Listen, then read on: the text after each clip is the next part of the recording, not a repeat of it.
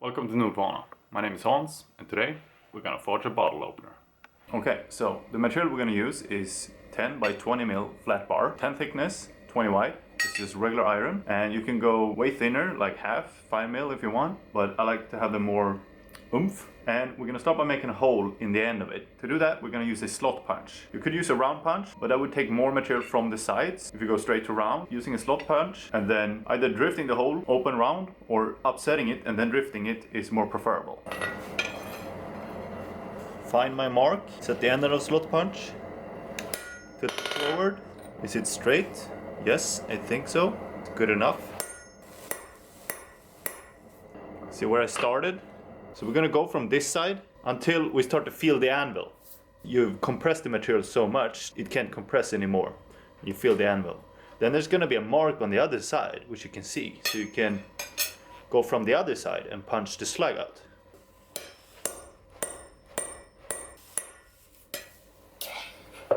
Alright, now I can feel the anvil. And you can also see where I'm coming out from the other side. So I'm gonna flip it. Now I'm gonna try and hit the same spot. And here's one punch.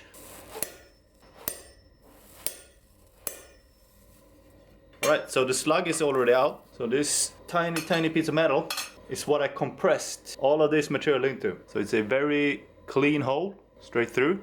Now I have my slot. I want to forge this on the horn of the anvil. But my horn of the anvil is round, and this is a slot. So I have this drift, which is flat on the end, so it can go into the hole, but further up it's round. So I'm gonna go in from this side, and I'm just gonna drift it.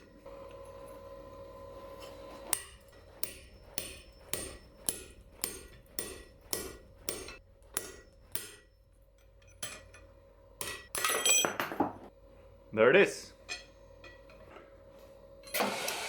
So one thing you might have noticed, whenever I drifted, I moved the bar around. My hole is smaller than the Pritchell hole, so I want to try and stick to the edge at different places each hit. That way I even out the pressure and don't create some kind of crater or lopsided hole or anything. You don't have to be like accurate, because the drift is like a guide to you. You just push it to one side and the drift will stop you whenever it's as close as you can get to the edge, and just do that in every direction.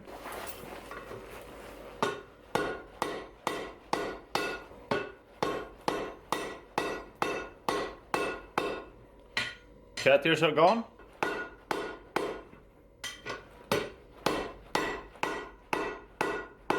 Flatten it out again. Now I like to work on both sides.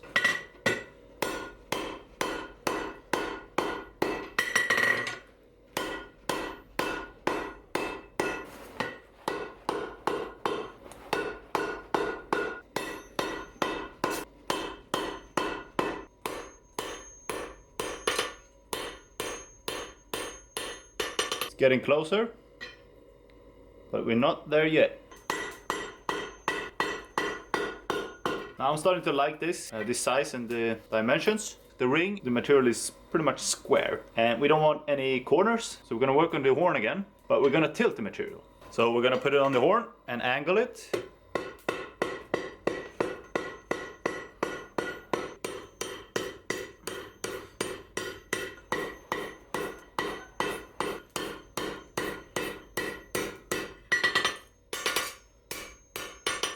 Now I want to create this neck here, the waist. I'm going to use a ball peen hammer and find a spot where I like it on the horn and try and mimic with the hammer.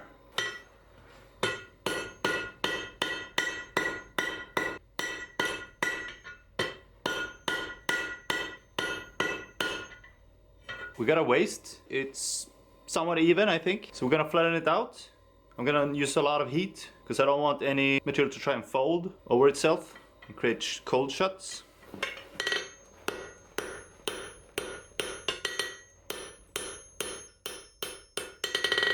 Right, so I think that's good. What I'm gonna do now is forge like this. But I'm gonna use this soft corner on the anvil so I don't create any sharp ones in here.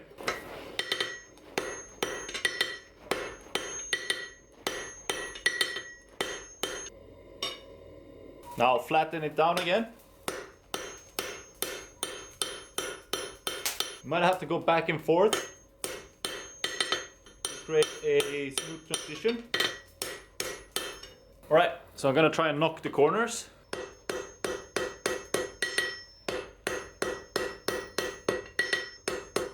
Trying to keep it centered as well. Gonna work on these corners as well that I just made.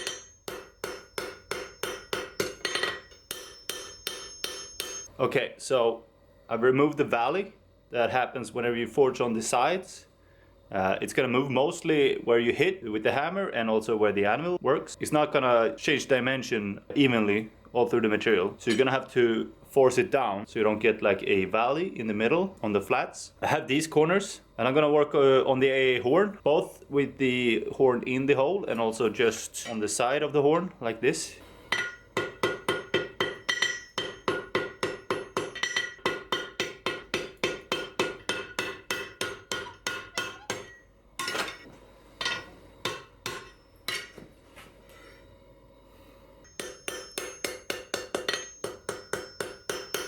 So let's make the small tab. It's gonna do the actual opening, so this one. To make that you can pretty much use a punch. If you have a round punch or like an offcut of material, which you like the size of it, you can use that. And now I have basically a punch or a tool that I've created just for this. It's kind of flat on the top and round on the bottom. It really doesn't matter much. It's all up to you, whatever you use. This is what I use. So the flat side is towards the hole, and the round part is going into the bar and try and drive the material down and out.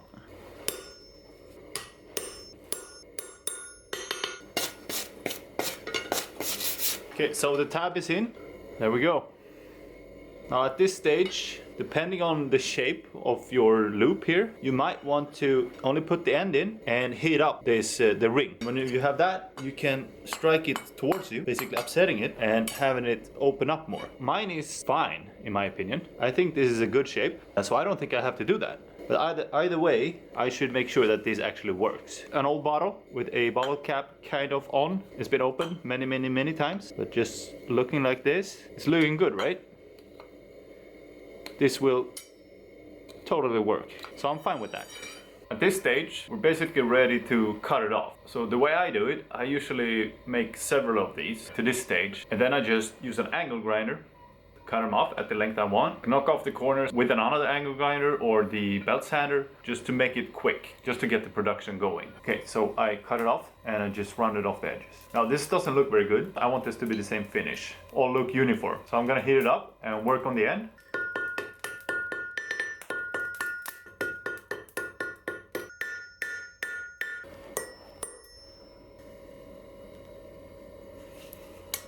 Okay, so the forging is finished. I mean, depending on what shape do you want. Maybe you want an arch in the middle or bending up the front here. That's all up to you. I like to have it kind of flat like this. I like that. And yeah, it's time for the finish. We can wire brush it or blacken it. I don't know, make it rusty. Personally, I'm gonna blacken it using pine tar. I'm not gonna go into detail how I do my blackening with pine tar, so I have an entire video talking about that and my way of doing it. I'm gonna link that in the description so you can check it out if you're interested. But basically, you heat it up to the right temperature and you have a kitchen towel or a rag or something dipping in pine tar, and then you apply it. And if you're at the right temperature, it will stick. Kind of like a coat of paint. Not only does it give a black finish and a unique texture that any kind of modern paint can't really reproduce, in my opinion, it also prevents rust, corrosion. Okay, it's finished. Here's the old one and the new one, and they're pretty much the same. So let's just talk about some of the alternatives. If you have trouble forging the waist down with the ball peen hammer, you could use a guillotine tool. A tool which you strike on one of the dies and it very controllably forges down. Now I don't do that because I feel it takes longer, or actually I haven't tried, but I think it would take longer. So I think I would lose a lot of power transferring the power into the dies and then forging and just setting it up and things. But if you have trouble and you don't get the set down where you want it, that's what I recommend. And another thing, the way I sell these mainly, the most popular way is before blackening it, I stamp something based on the customer, their request. So let's say I'm going away on dinner to someone named Ericsson. I stamp Ericsson in here, cold, and then I blacken it, and then instead of bringing a bottle of wine or flowers or whatever, you bring a really nice beer and a bottle opener with their name on it. And it provides a very personal gift. Or maybe they have a summer house with a specific name, maybe tiny island, you stamp that in if you're over there on barbecuing or whatever. So that's very popular. That's one thing you can do. It's a tip. So yeah.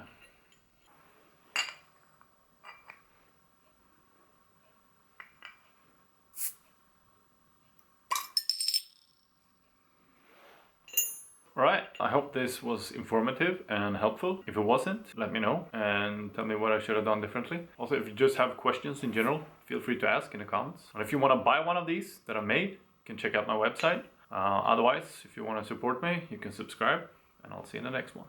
Bye bye.